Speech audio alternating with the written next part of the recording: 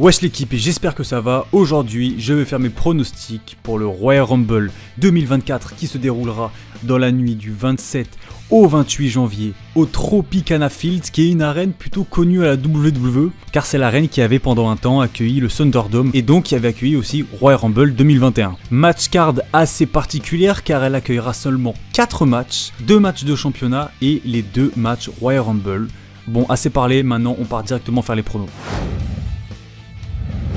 Kevin Owens, Logan Paul pour le titre des États-Unis. Je suis très curieux à propos de ce match car je ne sais pas ce que la WWE veut faire avec le titre des États-Unis et avec Logan Paul. Je pense que Logan Paul sera bien évidemment à WrestleMania parce que c'est quand même un mec bankable, mais est-ce qu'il sera à WrestleMania avec le titre autour des hanches? Ça, c'est encore un autre débat. Donc est-ce qu'ils vont vouloir récompenser Kevin Owens et lui donner le titre des États-Unis ou alors faire conserver Logan Paul? Je pencherai plutôt vers cette option et je pense tout simplement que le programme Kevin Owens-Logan Paul vient que de commencer et se terminera sûrement à WrestleMania, même si en vrai à WrestleMania j'aimerais bien voir un match à plusieurs pour le titre des États-Unis avec LA Knight en plus ou d'autres catcheurs de SmackDown. On verra bien, mais en tout cas je vois bien Logan Paul conservé lors de sa première défense de titre en pay-per-view.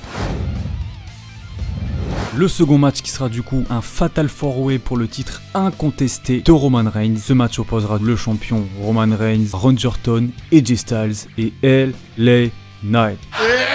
Là les gars, franchement je vois que deux options possibles. Soit Orton prend le titre, soit Reigns gagne. Orton était à ce qui paraît pressenti pour être challenger en 1 contre 1 au Royal Rumble à la base. Mais finalement les plans ont changé, on arrive du coup avec ce Fatal 4-Way. Donc je pense sincèrement que Roman Reigns ne perdra pas son titre ce soir là. Donc voilà, je vois le Tribal Chief tout simplement conserver son titre. Même si c'est vrai, si c'était vraiment un avis totalement subjectif, j'aurais voulu voir AJ Styles avec le titre. Mais bon, ça c'est un autre débat.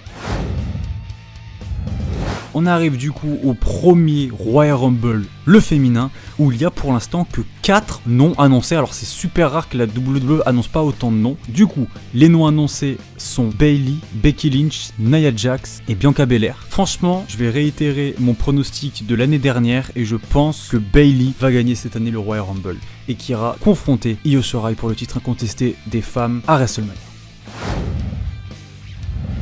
La chose qui nous hype le plus lors de cette soirée, en tout cas pour ma part, c'est le cas. Là aussi, nous avons que 7 noms annoncés. Très rare, c'est ouf quand même, parce qu'actuellement, la WWE, il y a quelques années, a annoncé une vingtaine de noms. Et dans ces noms, nous pouvons retrouver Cody Rhodes, CM Punk, Damian Priest, Shinsuke Nakamura, Bobby Lashley, Gunther et Drew McIntyre. Le problème, c'est que s'il n'y avait pas un nom dans cette liste, ça aurait été super difficile à pronostiquer. Je pense pas que Cody Rhodes regagne une seconde année le Royal Rumble, je pense qu'il n'en a pas besoin. Il ira sûrement, pour finir son histoire, gagner à Elimination Chamber ou une histoire comme ça, mais en tout cas, je ne pense pas qu'il sera le dernier homme sur le ring lors de ce match. La WWE a très bien construit les compétiteurs cette année. C'est compliqué de savoir si Drew McIntyre peut finalement regagner son deuxième Rumble ou Gunther crée la surprise.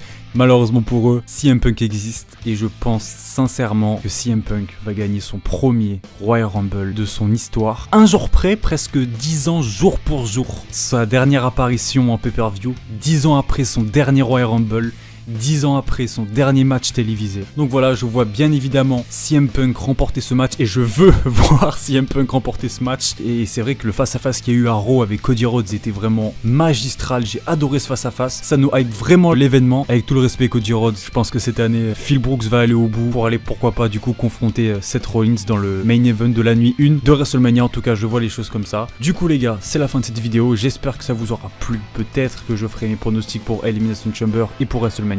On verra bien. Je vous dis à la prochaine. Abonnez-vous. Bisous. Ciao.